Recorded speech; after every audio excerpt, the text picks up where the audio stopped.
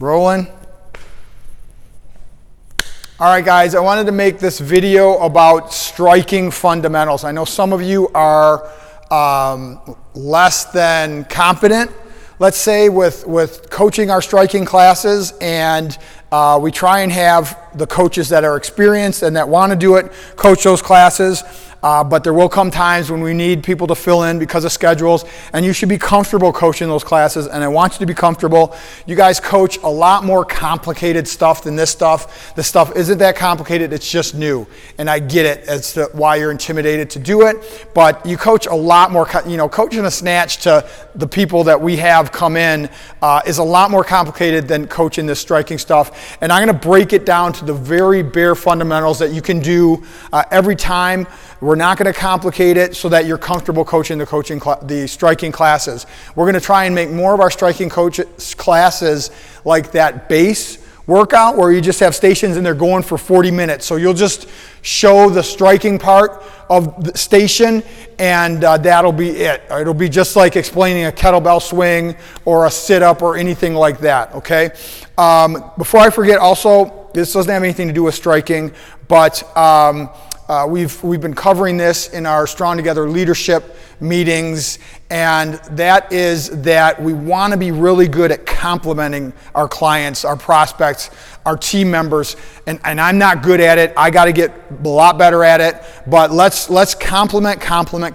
Find something with every athlete in every one of your class at least once to give them some kind of specific compliment. Give people compliments when we're circling up at the end of class. That's huge for people, okay? And say please and thank you. Thank the clients for picking stuff up, for coming, for whatever. Say please and thank you. Use people's names and compliment. We need to do that. Not that you're not doing it, but we just got to remember to do that all the time, okay? When you're setting up the heavy bags, Coach Ken had this great idea of putting a couple J-hooks on the outside, obviously, and putting one of these thin bands on the loop on the bottom of the heavy bag, and then you don't need as many times as a coach, you don't need to be holding that. You can still hold it if you got nothing to do. It helps because it doesn't do much this way, but it helps a lot if you got multiple heavy bags to set it up like that so they're not flying around. So that was a great idea. Okay. If you're coaching a striking class and you're not confident with it, and we have, 1, 2, 3, 4, 5, 6 combinations or whatever, just do what you're comfortable with. Break it down to the 1-2 punch. That's all I want you to get good at is coaching the 1-2 punch, okay? And once you learn it, it's super simple. So first, the stance. I want to be in that good athletic stance. I want one foot in front of the other. I want my knees bent. I want to be on my toes slightly, okay? I want to have my elbows in and my hands are at my head. Elbows in, protecting my midsection, all right? I don't want to have my hands clenched at my head. I want them loose so I can strike with power and speed, and I'm not tiring myself out clenching my hands. My hips are square to my target. My shoulders are square to my target. Like all the movements we do, we want to use our hips. We want to use our whole body in a strike. So typically, the leg that's back is your strong hand, your dominant hand, okay? Left. I can do either way because I'm somewhat ambidextrous, but most people, they'll have their right leg back because they're right-handed. That's their power punch. That's their number 2, okay? We're going to start with the lead straight. That's your lead foot and your lead hand. I'm going to push from the ground, turn my hip, twist my shoulder, my body's at an angle, and I'm going to twist my fist over so that I'm making contact with the first 2 knuckles of my fist, and then bring it back, and then my hands are loose back at my head. And I'm going to breathe on each strike.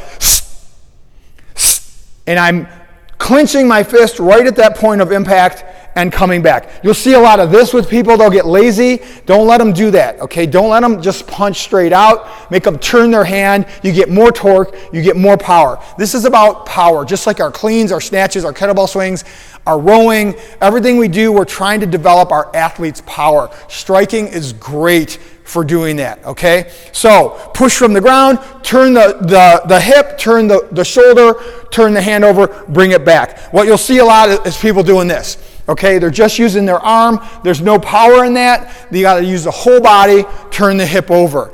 If I'm striking a target, I want to make sure that I'm striking 4 to 6 inches through that target, not just right at the target itself. So I'm striking through that target. I have to use my whole body to do that. That's the number 1 punch, the lead straight. Number 2 punch is the rear straight. Same thing except from my rear leg. Pushing with my foot, straightening my leg, turning my hip, turning my shoulder, turning my fist over, making contact with the first 2 knuckles, and bringing it back. The other thing you'll see is people dropping their hands. You want to have them go over and swat them in the head, give them a little love tap to remind them to keep their hands up and always be protecting themselves. That's the rear straight. Okay, then we have the 1-2 combination. This is what you're going to do mostly in a workout, in the base workouts. It'll just be 1-2 combinations. Super simple, all right? The only thing you have to remember, so the 1-2 combination looks like this. But we want to tell people they have to move after each combination. It's called moving off the X. Like there's an imaginary X underneath my legs, and I'm going to do my combination and step to the left or step to the right. My footwork, I'm leading with the foot in the direction I want to go. So I'm never, if I want to go to my left, I'm not moving my right foot. I'm not crossing over. I'm stepping with my right, and then my left, and then the right follows. If I'm moving to the right, I'm stepping with my right first, and the left follows. Same thing going forwards, same thing going backwards. So your combination, 1, 2, step off the X. 1, 2, step off the X. If you want to get a little bit more complicated for more advanced athletes, have them do a 1-2, 1-2 combinations. That's 4 punches. Okay? That's it. You don't need to get any more complicated than that if you're not comfortable teaching that striking. Just get good at coaching the 1-2 combinations. Okay? If you have a class, typically if we're doing a base workout, those are going to be long workouts, 40 minutes, 30 minutes. You're not going to have time to do pads or anything like that. You're just going to show all the movements and get them into it. If you're doing a different kind of a workout and there's time for using pads, you're going to have one person hold the pad, the other one do like 10 strikes of the first strike, 10 strikes of the second strike, 10 strikes of the combination. And the way we hold pads is over our back foot. So whatever foot's back, that's the hand that I have the pad on. And I'm putting my other hand over the back, and I'm blocking like I'm blocking the punch. I'm not reaching for it. I'm just putting a little bit, and I'm practicing my fighting stance with the pad as well. So I'm just not like, sitting half. I'm in the pad holder is also in a fighting stance and moving, practicing their footwork. It's great practice for them as well. Backhand over, I'm pushing a little forward to meet the punch, but I'm not reaching for it, okay? And they should be trying to strike behind the punch, 4 to 6 inches through this pad. If we're doing combinations, the pad holder resets. So if it's 1-2, 1-2, after the second 2, I put my pad down to let my striker know they need to step off the X and do the next combination. And then I reset. Also, what we do a lot of times is after the combination, do a swipe of their head.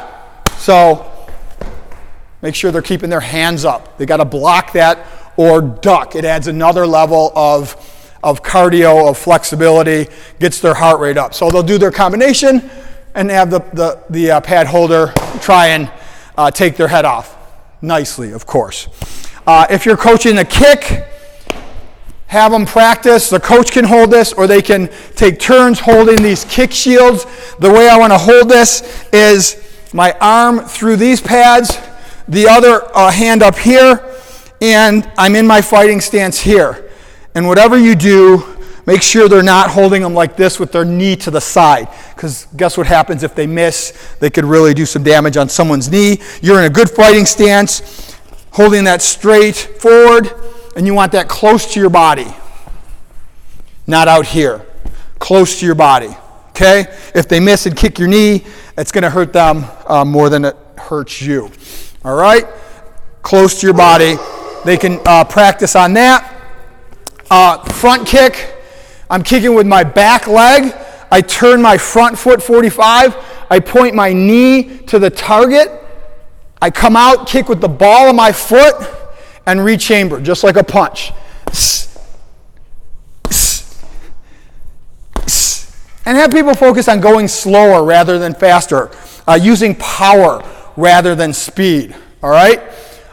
It's important, the points of performance on the front kick, make sure you're turning that front foot 45, bringing the knee up to your target, still protecting with my hands, not dropping my hands. That's a bad idea, okay? You'll see that on TV and whatnot, but in a real altercation, it's not a good idea. Keep those hands up. And this is gonna help the client burn more calories, trying to keep those hands up the whole time. The other point of performance in a front kick is we don't wanna raise up our center of gravity. We're not raising our hips. If I had my hand over the athlete's head, their head should not touch my hand.